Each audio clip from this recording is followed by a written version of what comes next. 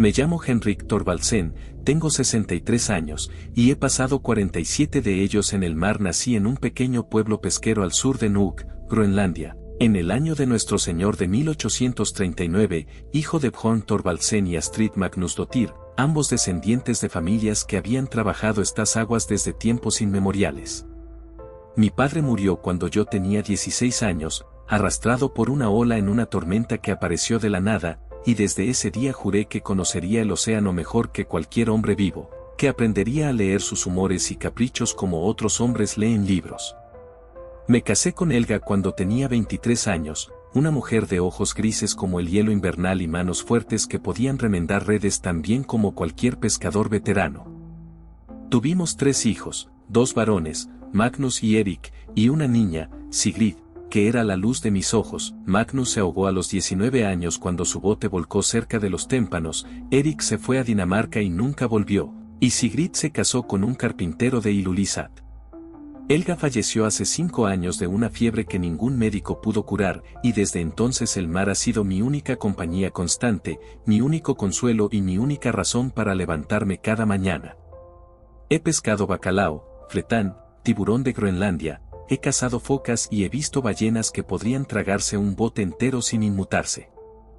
He sobrevivido a 7 tormentas que deberían haberme matado, he perdido 2 dedos del pie por congelación en el invierno de 1878, y tengo una cicatriz que va desde mi hombro izquierdo hasta mi codo derecho, cortesía de un cable de acero que se rompió durante una pesca particularmente violenta en 1885, conozco cada bahía, cada banco de pesca, cada corriente traicionera desde Qeqertarsuaq hasta Tasiilaq.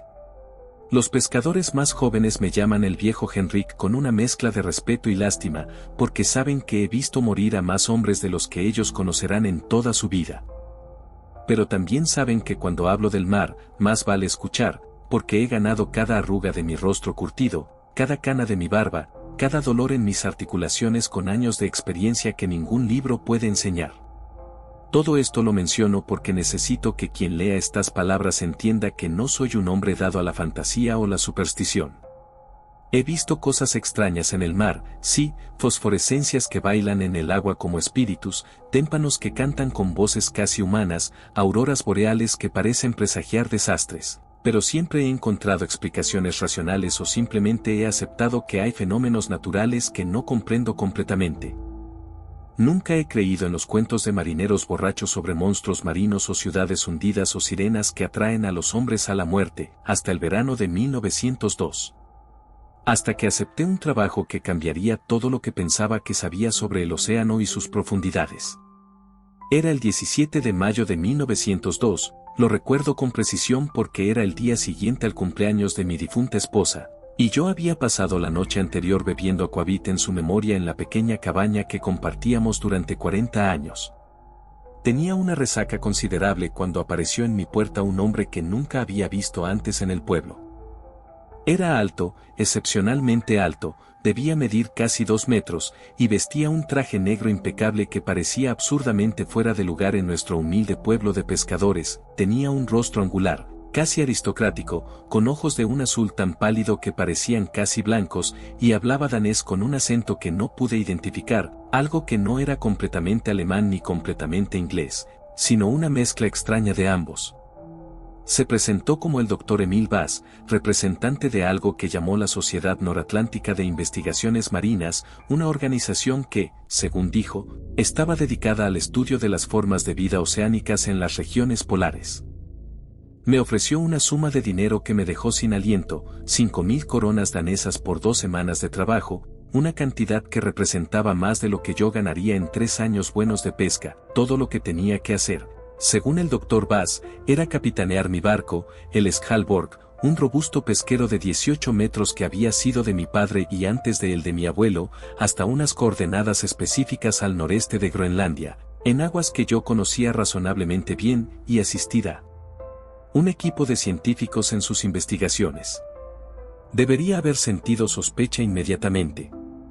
Debería haberme preguntado por qué una organización científica tan bien financiada querría contratar a un viejo pescador y su destartalado barco en lugar de usar uno de esos modernos barcos de vapor con equipamiento científico apropiado. Debería haber cuestionado por qué me ofrecían tanto dinero por un trabajo aparentemente simple. Debería haber notado cómo los ojos del Dr. Bass nunca parpadeaban cuando hablaba, o cómo sus manos, cuando me extendió los papeles del contrato, estaban completamente desprovistas de callos o marcas, las manos de alguien que nunca había trabajado un día en su vida. Pero no lo hice. La codicia, o quizás la desesperación de un hombre viejo que se está dando cuenta de que sus mejores años quedaron atrás, me cegó ante todas las señales de advertencia que mi experiencia debería haber detectado de inmediato. El contrato que me hizo firmar era un documento denso, escrito en letra pequeña, que ocupaba 16 páginas y estaba lleno de lenguaje legal que apenas comprendía. El Dr. Bass insistió en que lo leyera completamente, pero cuando empecé a hacerlo, me distrajo constantemente con conversación amable, preguntas sobre mi experiencia en el mar, comentarios sobre la belleza del paisaje groenlandés, de manera que nunca logré concentrarme realmente en lo que estaba firmando. Recuerdo haber visto cláusulas sobre confidencialidad, algo sobre no divulgar información sobre la expedición bajo pena de acciones legales severas, y una sección particularmente inquietante que mencionaba la exención de responsabilidad de la sociedad en caso de encuentros con fenómenos imprevistos de naturaleza extraordinaria, una frase que en ese momento me pareció simplemente jerga legal sin sentido. Firmé con mi nombre completo, Henrik Björnsson Thorvaldsen, en las líneas indicadas, y él. Dr. Bass me entregó un sobre grueso con la mitad del pago prometido en billetes nuevos que crujían. Los preparativos comenzaron inmediatamente. El Dr. Bass me informó que tendría un equipo de 6 personas más, incluyéndolo a él mismo. 2 días después, el 22 de mayo, llegaron al puerto en una carreta cargada con equipamiento que nunca había visto en mi vida. Había cajas y cajas de instrumentos científicos, cilindros metálicos que pesaban enormemente y que fueron cargados con extremo cuidado, jaulas de acero reforzado que parecían diseñadas para contener algo peligroso, y lo más extraño de todo, varios contenedores sellados que tenían advertencias en alemán, inglés y francés sobre no abrirlos bajo ninguna circunstancia. El equipo consistía en el Dr. Bass, por supuesto, un hombre de ciencia alemán llamado Dr. Friedrich Zimmermann que debía tener alrededor de 50 años y llevaba gafas tan gruesas que sus ojos parecían enormes detrás de los cristales, una mujer inglesa, algo absolutamente inusual en una expedición marítima, que se presentó como la doctora Catherine Blackwood y que tenía modales fríos y una mirada penetrante que me hacía sentir como un espécimen bajo un microscopio, 2 noruegos jóvenes y robustos llamados Olaf Christensen y Lars Andersen que aparentemente eran técnicos o asistentes y que se encargaron de la mayor parte del trabajo físico de cargar el equipamiento, y finalmente un hombre que nunca dio su nombre completo y a quien todos llamaban simplemente el Capitán Reyes, un individuo de piel oscura que hablaba español con acento caribeño y que llevaba siempre un revólver en el cinturón, algo que me pareció extremadamente extraño para una supuesta expedición científica. Pasamos 3 días completos preparando el Svalbard para el viaje, reforzando la cubierta para soportar el peso del equipamiento, instalando poleas y aparejos especiales para manejar las jaulas y los cilindros, y almacenando provisiones suficientes para 3 semanas, aunque se suponía que solo estaríamos fuera 2. Durante esos días, intenté entablar conversación con los miembros del equipo, tratando de entender exactamente qué tipo de investigación estaban planeando realizar. El Dr. Zimmermann fue el más comunicativo, aunque sus explicaciones estaban llenas de términos científicos que yo no comprendía. Habló sobre biogeografía marina, zonas batipelágicas, quimiosíntesis, bioluminiscencia adaptativa y una docena de otros conceptos que sonaban impresionantes pero que no me decían realmente nada. Cuando le pregunté directamente qué esperaban encontrar, se puso nervioso, ajustó sus gafas repetidamente, y murmuró algo sobre invertebrados de tamaño inusual y adaptaciones evolutivas extremas. La doctora Blackwood fue mucho menos amigable. Cuando intenté preguntarle sobre su campo de especialización, me respondió con frialdad que eso no me concernía y que mi trabajo era simplemente navegar el barco hacia donde se me indicara. Los noruegos eran amables pero claramente habían recibido instrucciones de no discutir los detalles de la expedición. El capitán Reyes era completamente silencioso, se mantenía apartado del resto del grupo, y pasaba la mayor parte del tiempo inspeccionando el equipamiento con una expresión sombría que no presagiaba nada bueno. La noche antes de zarpar, el 26 de mayo, tuve un sueño perturbador. Soñé que estaba de pie en la cubierta del Svalbard, pero el mar a nuestro alrededor no era agua sino algo espeso y oscuro como petróleo, y bajo la superficie podía ver sombras moviéndose, formas inmensas que giraban y se retorcían en las profundidades. En el sueño, algo surgió del agua, algo con tentáculos translúcidos que brillaban con una luz azul enfermiza, y cuando intenté gritar, descubrí que no podía emitir sonido alguno. Me desperté sudando en mi cabaña, con el corazón golpeando en mi pecho como un martillo, y por un momento consideré seriamente romper el contrato y devolver el dinero, pero entonces pensé en Sigrid, mi hija, y en mis nietos que apenas podía permitirme visitar, y en la posibilidad de dejarles algo después de mi muerte, algo más que recuerdos de un viejo pescador que pasó su vida entera luchando por sobrevivir. Así que ahogué mis dudas y me dije a mí mismo que era solo un sueño, producto de demasiado aquavit y demasiada aprensión. Zarpamos al amanecer del 27 de mayo de 1902, con una brisa suave del suroeste y un cielo parcialmente nublado que prometía buen tiempo al menos para los primeros días. El Dr. Bass me entregó un sobresellado con las coordenadas de nuestro destino, 75 grados, 42 minutos norte, 11 grados, 18 minutos oeste, una posición en el mar de Groenlandia, al noreste de la isla, en aguas profundas que yo había navegado ocasionalmente durante mis años de caza de focas pero que no eran particularmente conocidas por abundancia de vida marina. Le pregunté por qué habían elegido esa ubicación específica, y me respondió con una sonrisa que no alcanzó sus ojos que habían recibido informes interesantes de pescadores locales sobre avistamientos inusuales en esa área. Cuando presioné para más detalles, cambió de tema abruptamente. El primer día de navegación transcurrió sin incidentes. El Svalbard se comportaba admirablemente bajo el peso adicional del equipamiento, y el mar estaba relativamente tranquilo. Establecí un rumbo noreste, aprovechando las corrientes favorables, y estimé que llegaríamos a las coordenadas indicadas en aproximadamente 4 días si el clima se mantenía cooperativo. Los científicos pasaron la mayor parte del día organizando su equipamiento en la cubierta, verificando instrumentos, consultando mapas y documentos que mantenían cuidadosamente ocultos cuando yo pasaba cerca. Noté que varios de sus instrumentos eran claramente de origen militar, dispositivos de medición que parecían diseñados más para detectar submarinos enemigos que para estudiar vida marina.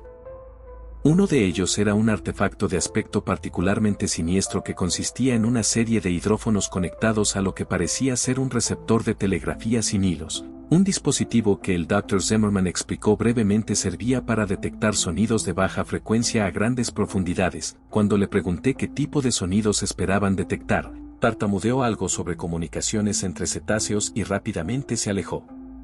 El segundo día, 28 de mayo, el clima comenzó a deteriorarse. Nubes oscuras se acumularon en el horizonte norte, y el barómetro comenzó a caer de manera preocupante. El viento aumentó, pasando de una brisa moderada a un vendaval que hacía que el barco se balanceara considerablemente. Sugerí que buscáramos refugio en una de las bahías cercanas hasta que pasara la tormenta, pero el Dr. Bass insistió en que mantuviéramos nuestro rumbo. Dijo que tenían un cronograma muy ajustado, que era crucial llegar a las coordenadas en una fecha específica, algo sobre alineaciones óptimas que no comprendí.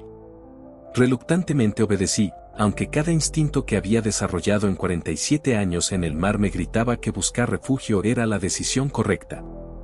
La tormenta nos golpeó con furia esa noche, olas de 6 metros se estrellaban sobre la proa, el viento aullaba como un coro de almas atormentadas, y durante horas luché con el timón mientras los científicos se aferraban a lo que podían en la cubierta, empapados y miserables.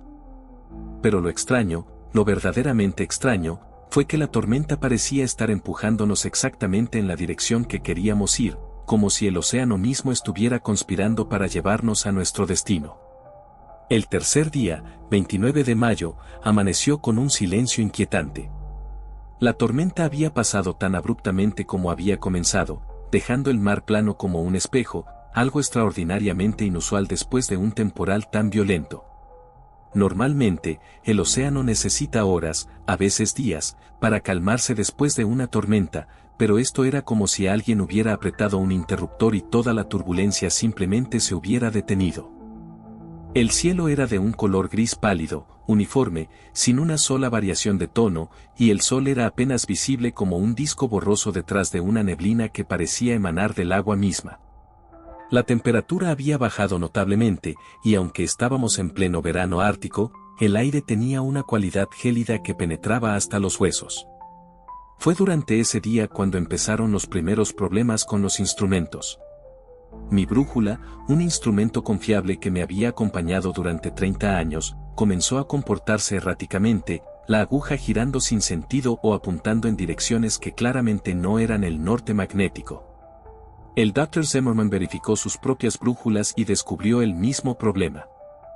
Intentó explicarlo como algún tipo de anomalía magnética local, quizás depósitos de magnetita en el lecho marino, pero no sonaba convencido por su propia explicación. Esa noche, todos en el barco tuvimos el mismo sueño. No lo descubrimos hasta la mañana siguiente, cuando Lars, uno de los noruegos, mencionó durante el desayuno que había soñado con algo moviéndose bajo el barco, algo inmenso que emitía una luz pulsante. Olav inmediatamente dijo que él había tenido exactamente el mismo sueño. Entonces la doctora Blackwood, con una palidez inusual en su rostro normalmente compuesto, admitió que ella también había soñado lo mismo. Uno por uno, todos confesamos que habíamos compartido la misma pesadilla, un sueño en el que el Svalbard flotaba sobre una criatura tan grande que no podíamos ver su totalidad.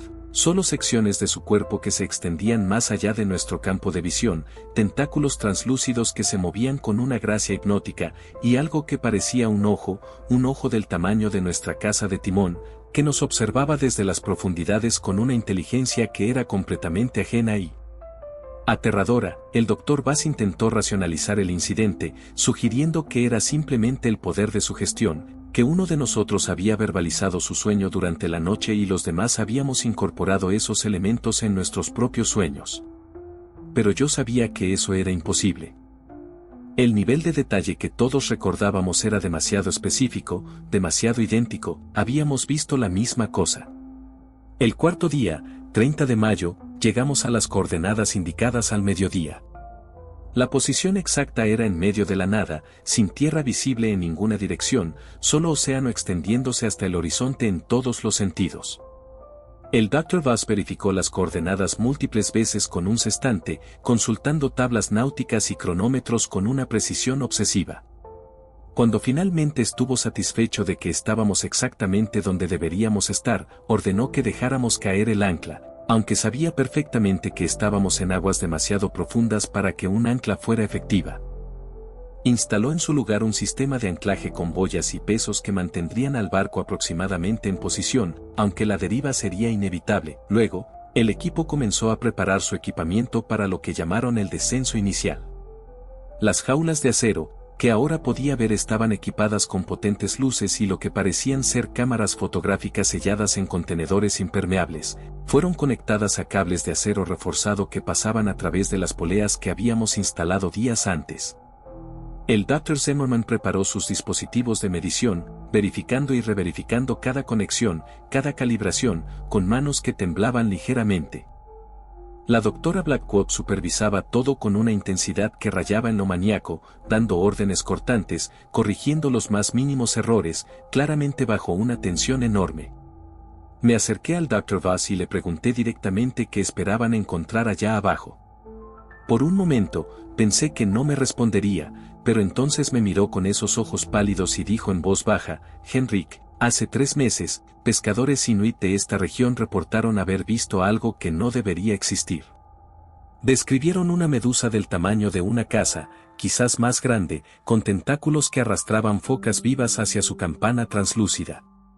Describieron cómo la criatura brillaba con una luz azul en las profundidades, cómo parecía moverse con una inteligencia que ningún invertebrado debería poseer. Sus descripciones fueron consistentes, detalladas y completamente aterradoras. Organizaciones gubernamentales de 3 países diferentes nos contrataron para investigar discretamente si había alguna verdad en estos reportes. Si existe tal criatura, Henrik, estamos hablando de un descubrimiento que revolucionaría todo lo que creemos saber sobre la vida marina, sobre las limitaciones del tamaño de los invertebrados, sobre la evolución misma.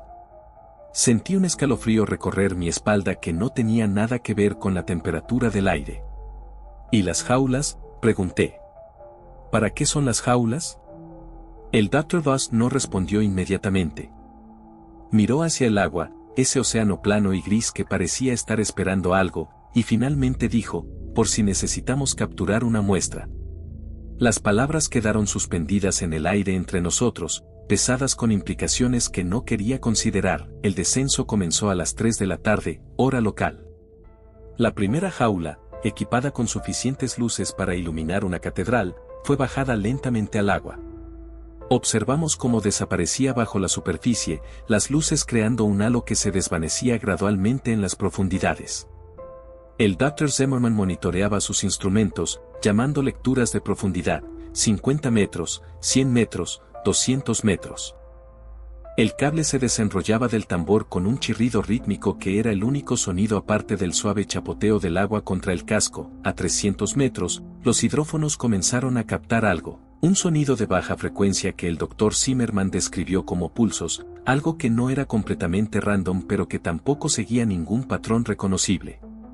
A 500 metros, la temperatura del agua comenzó a cambiar de maneras que no tenían sentido, aumentando cuando debería estar disminuyendo.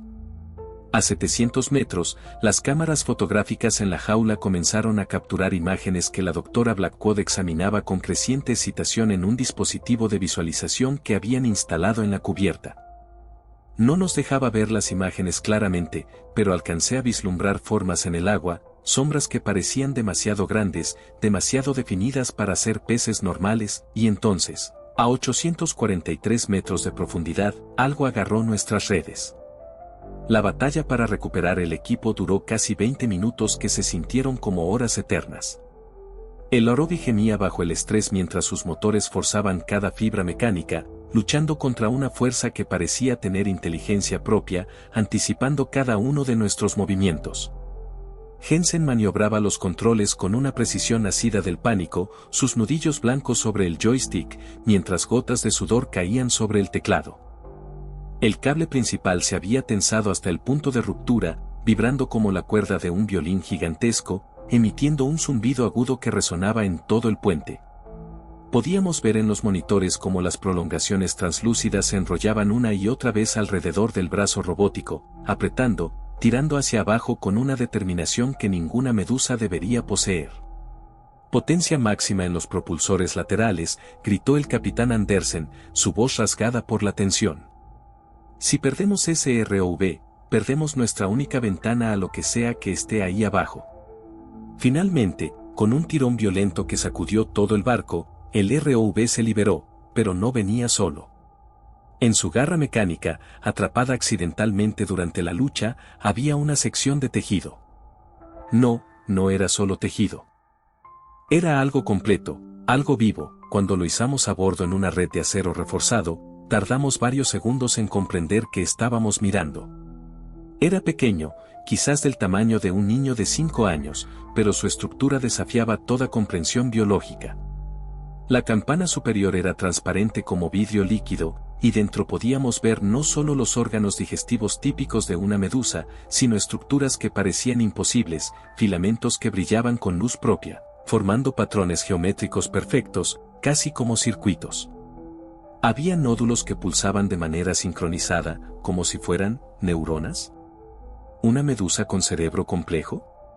La doctora Hoffman se acercó con cautela, su libreta temblando en sus manos. Esto no puede existir, susurró, pero sus ojos no podían apartarse del espécimen. Las medusas son organismos simples, 95% agua, sin sistema nervioso centralizado, sin...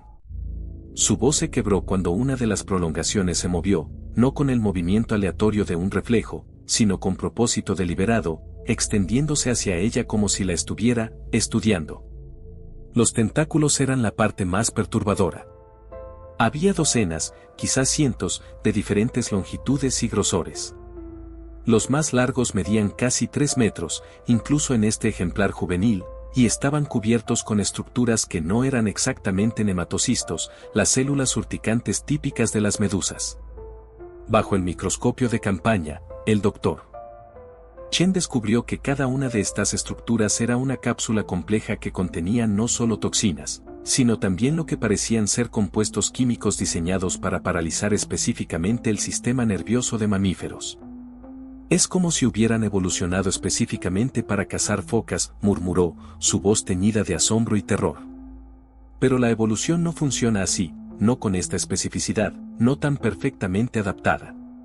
La criatura emitía una bioluminiscencia tenue pero constante, un resplandor azul verdoso que pulsaba en ondas desde el centro de su campana hacia los bordes, y luego de vuelta, como si estuviera, pensando. Respirando. Comunicándose. Las manchas oscuras que habían descrito los pescadores groenlandeses no eran manchas en absoluto, descubrimos. Eran órganos que ninguna medusa debería tener, estructuras que se parecían inquietantemente a ojos compuestos, docenas de ellos distribuidos por toda la campana, cada uno capaz de movimiento independiente, siguiéndonos mientras nos movíamos alrededor del tanque de contención que habíamos improvisado. Está viva, dijo Jensen, innecesariamente. Todos podíamos verlo. Pero más que eso, estaba consciente. Y no estaba sola. Las alarmas del sonar comenzaron a sonar a las 23:47 horas de esa noche, desgarrando el silencio tenso que había caído sobre el barco. El operador de sonar, un joven llamado Christophersen que no había hablado en horas, palideció al ver su pantalla. Capitán, su voz era apenas un susurro, tenemos múltiples contactos emergiendo del lecho marino. Grandes. Muy grandes, y están subiendo. Directamente hacia nosotros. En la pantalla del sonar, podíamos ver las firmas acústicas. No eran 3 o 4. Eran docenas. Se elevaban desde profundidades que nunca habíamos explorado completamente, desde grietas en el lecho oceánico que ni siquiera sabíamos que existían, moviéndose con una coordinación que helaba la sangre. No ascendían en línea recta. Se movían en espiral, rodeando el barco, acercándose capa por capa, como si estuvieran ejecutando una estrategia militar. La primera emergió a 100 metros del costado de estribor. La vimos en los reflectores del barco, una campana de al menos 10 metros de diámetro, translúcida y brillante, con tentáculos que se extendían hacia las profundidades como raíces de algún árbol pesadillesco invertido. Pero eran sus ojos, esos múltiples órganos oscuros distribuidos por toda su masa gelatinosa, los que nos paralizaron, nos estaba mirando. No pasando cerca casualmente, no flotando con la corriente. Nos estaba observando con una inteligencia fría y antigua que no debería existir en una forma de vida tan primitiva. Luego vinieron las demás.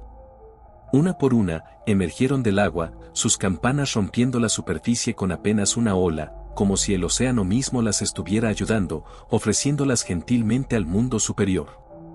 Formaron un círculo perfecto alrededor del Stella Polaris, un anillo de cuerpos translúcidos y brillantes que flotaban en la superficie con una quietud antinatural. No se movían con las olas. No se mecían con el viento. Permanecían perfectamente inmóviles, esperando. ¿Qué quieren?, susurró la doctora Hoffman, pero todos sabíamos la respuesta. La teníamos encerrada en un tanque en el laboratorio. Entonces comenzó. No fue un ataque caótico o violento. Fue calculado, metódico, terriblemente organizado. Los tentáculos empezaron a emerger del agua, docenas de ellos, cientos, moviéndose al unísono como los dedos de manos gigantes. Se extendieron hacia el barco, no golpeando al azar, sino buscando puntos específicos. Encontraron las escotillas, los respiraderos, las ventanas del puente. Comenzaron a ejercer presión, probando, explorando cada punto débil de nuestro refugio metálico. El capitán Andersen ordenó motores completos, intentando romper el cerco, pero apenas nos movimos. Los tentáculos se habían enrollado alrededor del casco, miles de ellos ahora, creando un anclaje viviente que ninguna potencia de motor podía romper. El barco gemía bajo la presión, el metal crujiendo en formas que nunca habíamos escuchado. Entonces, tan repentinamente que varios de nosotros gritamos, el ataque cesó. Los tentáculos se retiraron. Las criaturas permanecieron en su círculo, pero quietas nuevamente, esperando. Y fue entonces cuando lo sentí. Todos lo sentimos. No era un sonido, no exactamente. Era una presión en la mente, un peso que se asentaba detrás de los ojos, en la base del cráneo. Imágenes comenzaron a llegar, no como pensamientos propios, sino como transmisiones, como si alguien estuviera proyectando directamente en nuestros cerebros. Vi profundidades. No las profundidades que habíamos explorado, sino algo más profundo, más oscuro, más vasto. Vi ciudades, si es que podían llamarse así, estructuras construidas de material orgánico y roca, geometrías imposibles que desafiaban las leyes de la física tal como las entendíamos. Vi criaturas como estas medusas, pero también otras cosas, formas que mi mente se negaba a procesar completamente, entidades que existían en dimensiones que mis ojos no estaban equipados para percibir. Vi civilizaciones que habían florecido en las fosas abisales durante eones, mientras los humanos apenas aprendíamos a caminar erguidos en tierra seca. Y vi algo más. Vi el futuro que ellos veían para nosotros si no escuchábamos.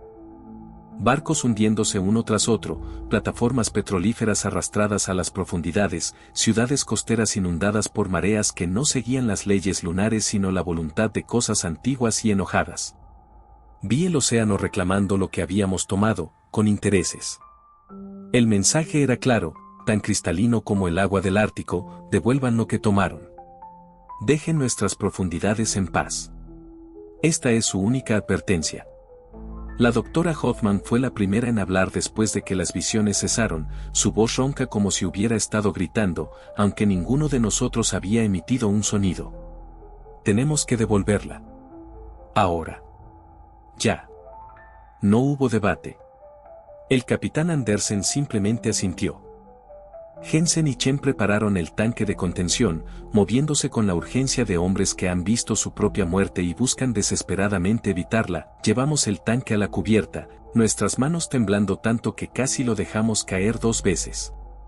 La criatura juvenil nos observaba con esos múltiples ojos, y juro que vi algo en ellos.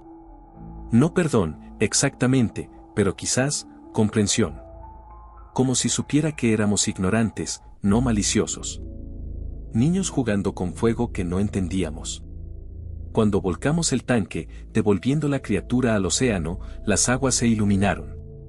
Cientos, quizás miles de esas medusas gigantes emergieron a la superficie, creando un campo de bioluminiscencia que convertía la noche ártica en un día fantasmal y verde. La juvenil nadó directamente hacia la más grande del círculo, una criatura tan masiva que su campana podría haber cubierto una casa completa, y fue recibida. Los tentáculos se entrelazaron en lo que solo podía describirse como un abrazo. Entonces recibimos una última visión, un último mensaje. Nos mostraron lo que yacía en el verdadero fondo del océano, en lugares donde la presión podría aplastar acero como papel, donde la oscuridad era tan completa que la luz nunca había existido. Nos mostraron ecosistemas enteros que funcionaban con químicas imposibles, energías que apenas estábamos comenzando a teorizar. Nos mostraron templos de coral que tenían millones de años, archivos biológicos de la historia de la Tierra grabados en ADN que ningún científico había secuenciado. Nos mostraron exactamente cuánto no sabíamos, cuán infinitamente pequeños éramos en la escala de la vida en este planeta. La advertencia final fue simple: el océano profundo no era nuestro para tomar. No era nuestro para explotar. Era el dominio de cosas más antiguas, más sabias, más poderosas de lo que jamás podríamos imaginar. Podíamos navegar las superficies, pescar en las aguas poco profundas, pero las verdaderas profundidades debían permanecer invioladas. Las plataformas de perforación en aguas profundas, la minería del lecho marino, los planes de extraer recursos de las fosas oceánicas, todo debía cesar. O ellos lo harían cesar. Y su manera sería mucho más permanente que la nuestra. Luego, tan silenciosamente como habían llegado, se hundieron. Todas ellas. En cuestión de minutos, el océano estaba vacío nuevamente, oscuro, aparentemente deshabitado, como si nada hubiera ocurrido. Pero todos sabíamos que algo había cambiado fundamentalmente en nuestra comprensión del mundo. Son 30 años ahora desde esa noche en el Ártico. He guardado silencio durante 3 décadas, como todos los que estuvimos en el Stella Polaris esa noche. Firmamos acuerdos de confidencialidad, recibimos compensaciones generosas, fuimos gentilmente pero firmemente instruidos a nunca hablar de lo que vimos. El capitán Andersen murió de un ataque al corazón 5 años después, llevándose sus secretos a la tumba, o eso pensaron. La doctora Hoffman dejó la ciencia marina completamente, ahora enseña biología de bachillerato en una escuela rural de Dinamarca, lejos, muy lejos del océano. El Dr. Chen desapareció en 2003, algunos dicen que se suicidó, pero yo creo que volvió. Creo que no pudo resistir la llamada de esas profundidades, el tirón de ese conocimiento prohibido. Jensen y yo somos los únicos que quedamos del equipo científico original. Nos reunimos una vez al año, en el aniversario, y nunca hablamos de ello, pero ambos sabemos por qué estamos allí, por qué necesitamos vernos y confirmar que el otro todavía está cuerdo, que realmente sucedió. Pero ahora, viendo las noticias sobre las nuevas plataformas de minería en aguas profundas que están planeando, las operaciones de extracción a 5.000 metros de profundidad, los drones explorando las fosas de Mariana y Tonga, ya no puedo permanecer en silencio. Los acuerdos que firmamos, el dinero que aceptamos, ya no importan. Lo que importa es la advertencia que recibimos. Ellos están ahí abajo. Han estado ahí durante millones de años. Han observado continentes moverse, especies evolucionar y extinguirse, civilizaciones humanas ascender y caer, todo desde las profundidades frías y oscuras que consideran su hogar. No son primitivos. No son simples. Son antiguos y pacientes y completamente ajenos a nuestra forma de pensar. Y nos dieron una oportunidad, una sola oportunidad, de respetar sus dominios. Estamos a punto de desperdiciar esa oportunidad. Las corporaciones están presionando más profundo, los gobiernos están autorizando exploraciones en zonas que deberían permanecer prohibidas. Los científicos están soñando con extraer minerales raros de lugares que ningún humano debería tocar. Y yo sé, con la certeza absoluta de alguien que ha mirado a los ojos de algo verdaderamente antiguo y poderoso, que si cruzamos esa línea nuevamente, si violamos ese santuario una vez más, la respuesta no será otra advertencia. Será final. Así que comparto esta historia ahora, sabiendo que algunos me llamarán loco, que otros dirán que estoy senil, que la mayoría simplemente la descartará como ficción creativa de un viejo científico traumatizado. Pero algunos creerán. Algunos sabrán en sus corazones que estoy diciendo la verdad. Y espero, con cada fibra de mi ser, que esos algunos sean suficientes para detener lo que está por venir. Si esta historia te ha movido, si alguna parte de ti reconoce la verdad en estas palabras, entonces compártela. Dale like, suscríbete para más advertencias como esta, comenta con tus propios encuentros o pensamientos, haz que circule hasta que llegue a alguien con el poder de cambiar el curso que hemos trazado. Porque el océano profundo no es nuestro. Nunca lo fue. Y las cosas que habitan allí, en esa oscuridad eterna y aplastante, están esperando, siempre han estado esperando. Y su paciencia, aunque vasta como las profundidades mismas, no es infinita. Fuimos advertidos. Ahora te advierto a ti. Lo que hagamos con esa advertencia determinará si la humanidad tiene futuro en este planeta o si nos convertimos en otra capa de sedimento en el lecho oceánico, un recordatorio para la próxima especie que se atreva a desafiar a los verdaderos gobernantes de la Tierra.